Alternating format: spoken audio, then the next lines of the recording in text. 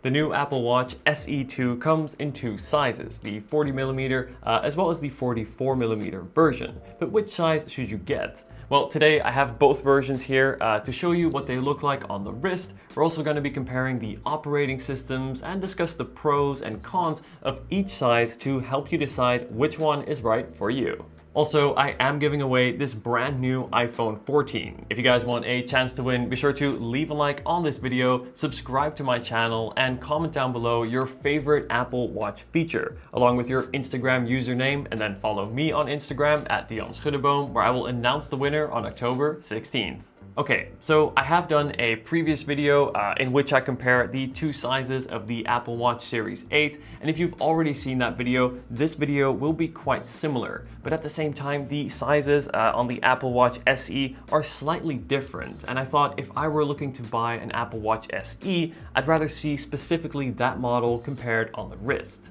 With that in mind, let's break down the prices of the two watches. Now, the Apple Watch SE in 40mm comes in at $249 or £259, where the slightly larger 44mm version comes in at $299 or £309. So in terms of price, the difference here is quite small, but believe me, in terms of the look and feel on the wrist, the difference is quite significant. First, let's compare the watches off wrist, and then I'm going to show you what they look like on my wrist, and then finally I'll share my thoughts on which size I think is best. So looking at the two watches side by side off wrist, right away I can tell you that there's quite a significant difference in size, where the 44mm version is significantly larger in terms of height as well as width. It's also quite a bit thicker, I would say around 20% thicker compared to the 40mm version, which is something to consider if you wear suits or long sleeves often, as it will be easier to tuck the 40mm version, say, under the cuff.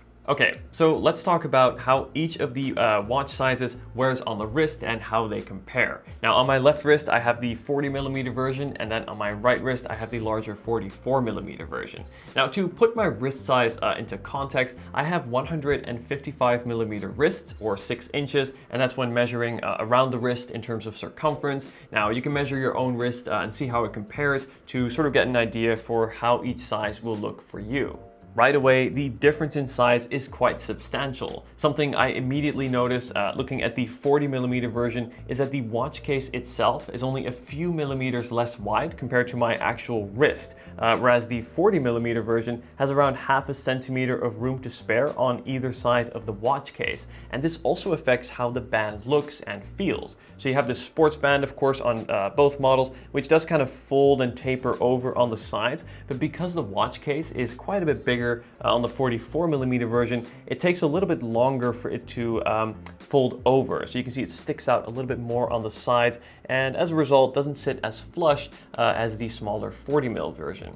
In terms of the weight, I would say I don't really notice this at all, but I do notice the difference in bulk. If, say, I am moving my hands, typing, or going to shake someone's hand or pick something up, I do notice that the 44mm version is just a little bit bigger, and I do notice it more on the wrist compared to the 40mm version, which is less obtrusive. And again, if you do wear suits often or even long sleeves, the smaller 40mm version will be easier with its smaller watch case and thinner watch case to slide under a cuff or under a sleeve. At the end of the day, which size you go for is entirely up to you. But I think if your wrist size is anywhere similar to mine, again around 6 inches or 155mm in diameter, I think the smaller 40mm version looks best. It's just a little bit more proportionate, looking more like an elegant timepiece compared to, say, a gadget or a computer on the wrist. Now, in terms of size, I think the 40mm version has the advantage, but that doesn't mean that the larger 44mm version doesn't have some advantages of its own.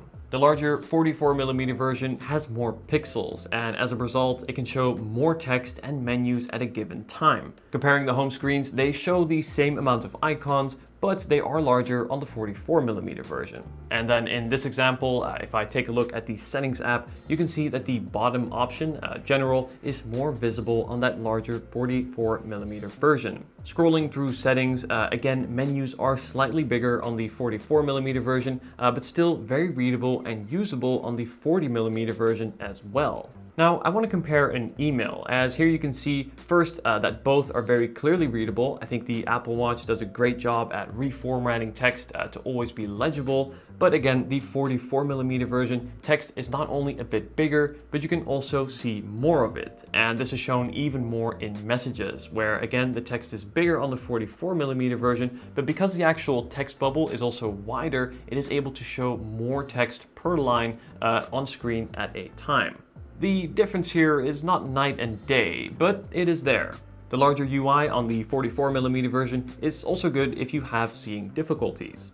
At the end of the day, I think it is important to remember that both the 40mm version as well as the 44mm version from functionality and performance perspective are identical. Yes, the larger 44mm version has a slightly bigger battery, but it also has a bigger screen, which will naturally take more battery, and I actually found the performance to be pretty much identical. So which size should you go for? Well, I think the smaller 40mm version does look more proportionate, where the larger 44mm version is even more comfortable to use and interact with. I think if your wrist size is anywhere similar to mine, I would go for the smaller 40mm version. But if your wrists are larger, you may find the 44mm version to be the better fit.